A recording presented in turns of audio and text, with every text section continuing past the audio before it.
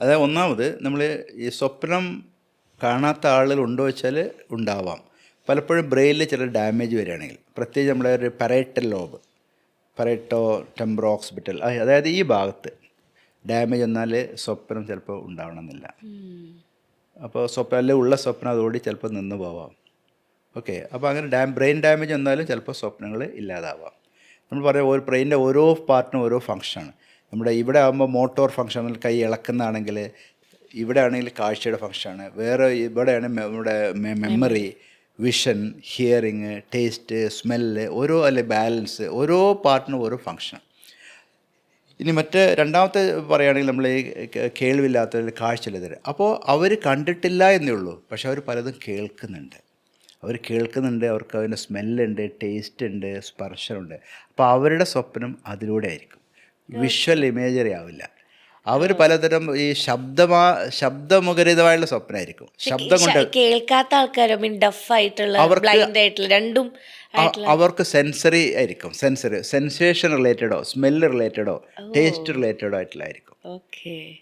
കാരണം പട്ടികളിലും പൂച്ചകളിലും എലികളിലും ഒക്കെ സ്വപ്നം വരുന്നുണ്ട് എന്നാണ് പഠനം. പക്ഷെ അത് നമുക്ക് പ്രൂവ് ചെയ്യാൻ പറ്റില്ല, മനസ്സിലായില്ലേ? പക്ഷേ അത് കാരണം അവരുടെ ആ പാറ്റേൺസും അവരുടെ EEGയും അവരുടെ ഫങ്ഷണൽ MRIയും അവരുടെ മറ്റു ടെസ്റ്റുകളും അവരുടെ ഐ മൂവ്മെൻറ്റ്സിൻ്റെ ഗ്രാഫും എല്ലാം വെച്ച് നോക്കുമ്പോൾ ഈ REM സ്ലീപ്പ് എന്ന സംഭവം അവർക്ക് വരുന്നുണ്ട്. അപ്പോൾ REM സ്ലീപ്പിൽ സാധാരണ ഗതിയിൽ വരുന്ന ഒന്നാണ് അറ്റോണിയ.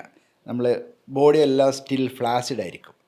പലപ്പോഴും ആ ടൈമിൽ വരുന്ന വേറെ ഒരു അസുഖമാണ് REM ബിഹേവിയറൽ ഡിസോർഡർ എന്ന് പറയും. REM ബിഹേവിയറൽ ഡിസോർഡർ വെച്ചാൽ ഈ റാപ്പിഡ് ഐ മൂവ്മെൻറ്റ് സ്ലീപ്പിൽ വരുന്ന സംഭവം നമ്മൾ പലപ്പോഴും നിശ്ചലായിരിക്കും. കാരണം നമ്മൾ കാണും ചിലപ്പോൾ ഫുട്ബോളൊക്കെ ആയിരിക്കും, ഫുട്ബോൾ കളിക്കുന്നതും അടിക്കുന്നതും, മറ്റൊരു അടിക്കാൻ പറയുക. അപ്പോൾ പലപ്പോഴും ചില ആൾ അടിക്കാറുണ്ട്, ഇല്ലേ?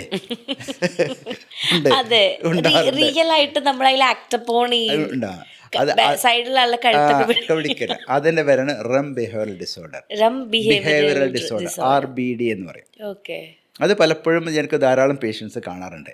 ഉദാഹരണം പാർക്കിൻസൺ രോഗികൾ, അല്ലെങ്കിൽ പാർക്കിൻസൺ പ്ലസ് രോഗികൾ, അൽഷിമേഴ്സ് രോഗികൾ, ഇങ്ങനെയുള്ള രോഗികൾ എന്ത് വരച്ചാൽ ഈ അറ്റോണിയ, നമ്മൾ സാധാരണ ഇത് ഫ്ലാസിഡ് ആയിരിക്കണം ആ സമയത്ത്, കൈയും കാലും എല്ലാം തളർന്ന്, പക്ഷെ മൈൻഡ് ഭയങ്കര ആക്റ്റീവ് ആണെങ്കിലും കൈയൊക്കെ തളർന്നിട്ടുണ്ടാവും.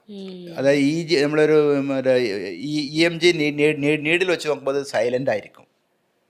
ഓക്കെ, അപ്പോൾ ഈ ടൈമിൽ ചില ആൾക്ക് ഇത് ഡിസ്കണക്ഷൻ വരും, ഈ അറ്റോണിയ പോകും, നോർമൽ ടോണിലേക്ക് വരും. ഈ സമയത്ത് ഉദാഹരണം പറയാം, ഒരു ബോക്സിങ് പഠിച്ച ആളാണെങ്കിൽ നമ്മൾ ഫൈറ്റ് കണ്ടുകൊണ്ടിരിക്കുക, അല്ലെങ്കിൽ ഡ്രീം ഫൈറ്റാണെന്ന് വെച്ചോളൂ. അപ്പോൾ ഇയാൾ ചിലപ്പോൾ ഇടിക്കുന്നത് ചിലപ്പോൾ സ്പൗസിനെ അല്ല കൂടെ അടുത്ത് കിടക്കുന്ന ആളുകളായിരിക്കും ഇടിക്കുന്നത്. കഴുത്തിന് പിടിക്കുക, കുറേ ആൾ കണ്ടിട്ടുണ്ട്, കഴുത്തിന് പിടിക്കുന്ന ആളുകൾ കണ്ടിട്ടുണ്ട്, അടിക്കുന്ന ആളുകളെ കേട്ടിട്ടുണ്ട്, ബെഡിൽ നിന്ന് തൊഴിച്ച് കളയുന്ന ആളുകളെ ഞാൻ കണ്ടിട്ടുണ്ട്. ഇതിൻ്റെ പേരാണ് REM ബിഹേവിയറൽ ഡിസോർഡർ. വളരെ കോമൺ ആണ്, എസ്പെഷ്യലി ഈ പാർക്കിൻസൺ രോഗികളിലും, അതുപോലെ തന്നെ ഈ മയക്കുമരുന്ന് കഴിക്കുന്ന ആളുകളിൽ, ആൽക്കഹോൾ ഉപയോഗിക്കുന്ന ആളുകളിൽ, അവർക്ക് പലപ്പോഴും ഈ RBD REM ബിഹേവിയറൽ ഡിസോർഡർ കാണാറുണ്ട്.